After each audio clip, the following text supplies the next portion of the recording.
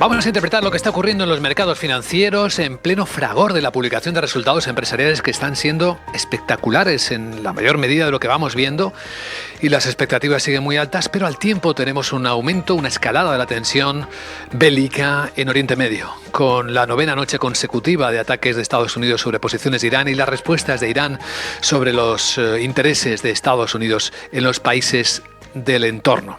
Nos acompaña en Capital Radio Juan Ignacio Crespo, es analista financiero. ¿Cómo estás, Juan Ignacio? Muy buenos días. ¿Qué tal? Bien, ¿y vosotros?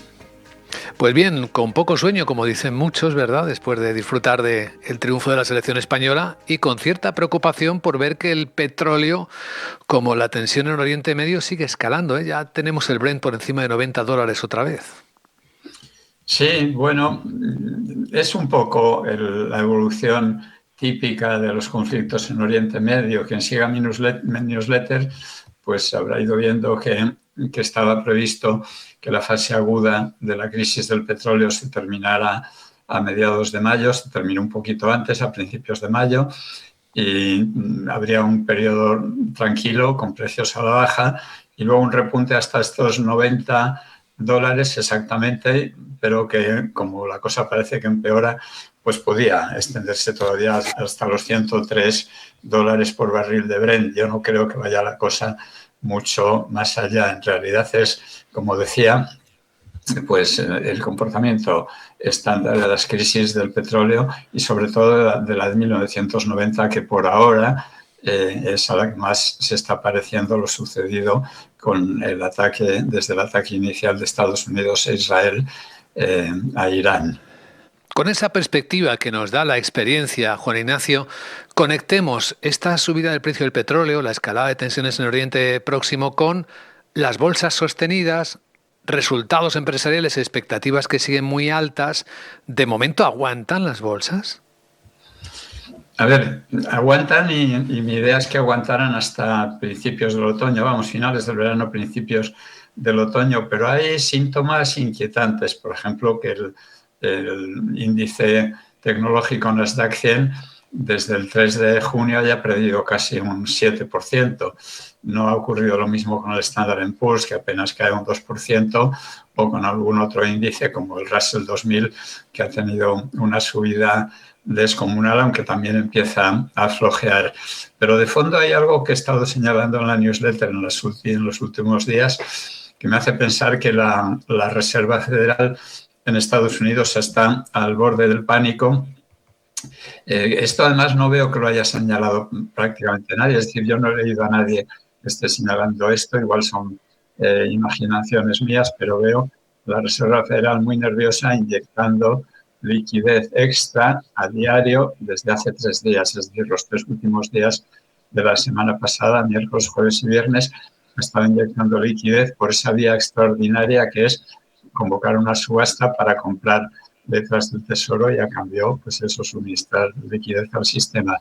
En los 3 días, normalmente en ese tipo de subastas que vienen produciéndose desde el verano, es que la Reserva Federal, por ejemplo, si hay una demanda de 40.000 millones de dólares, pues que adjudique 3.000, 5.000, pero es que en estas 3 últimas se ha adjudicado el 95% de lo solicitado.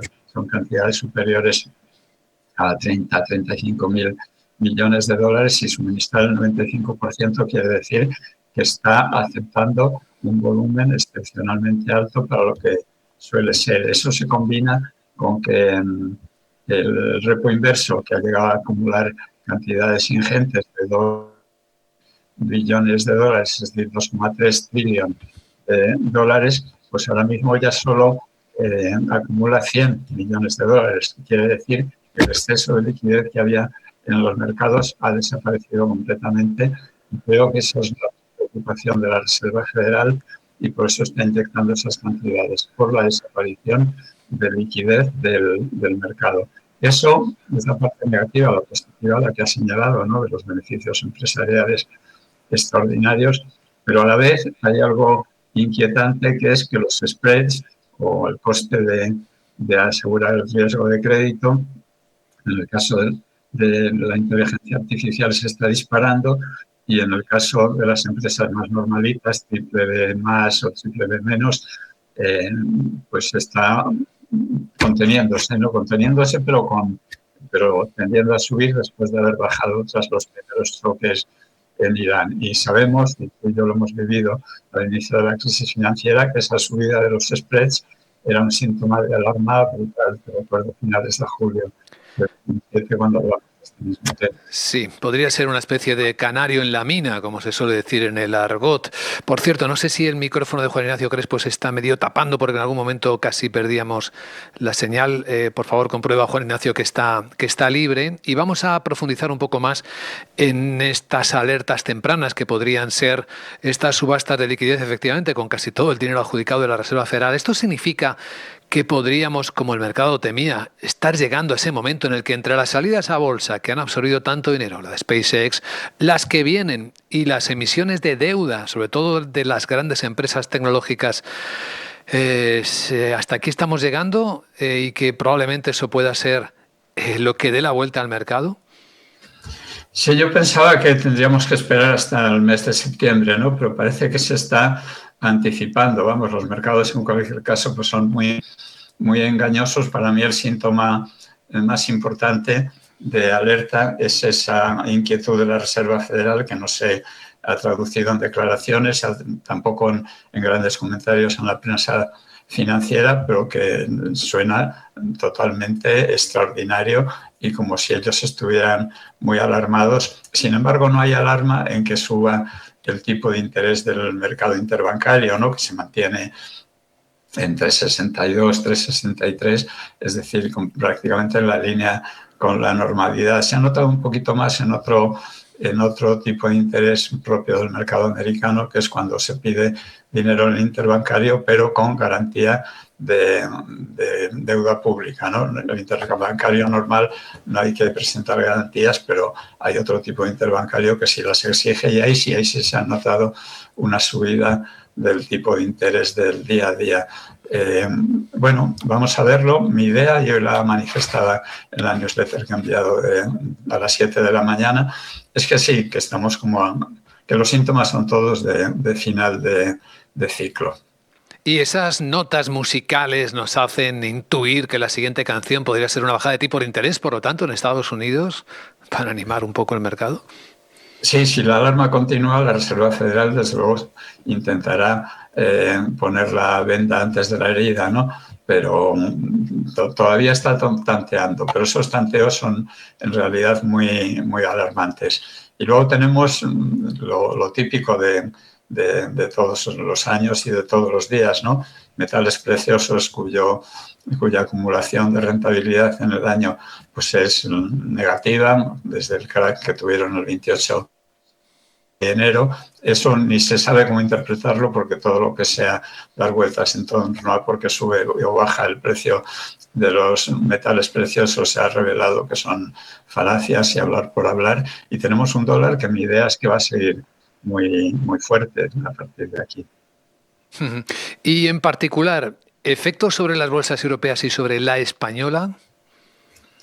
Pues las europeas, que iban mucho peor que las americanas en los últimos años, este año se están sujetando muy bien, ya no digamos la española, que nadie hubiéramos previsto casi llegará a 20.000 puntos del IBEX, y sin embargo pues ahí está fortísima.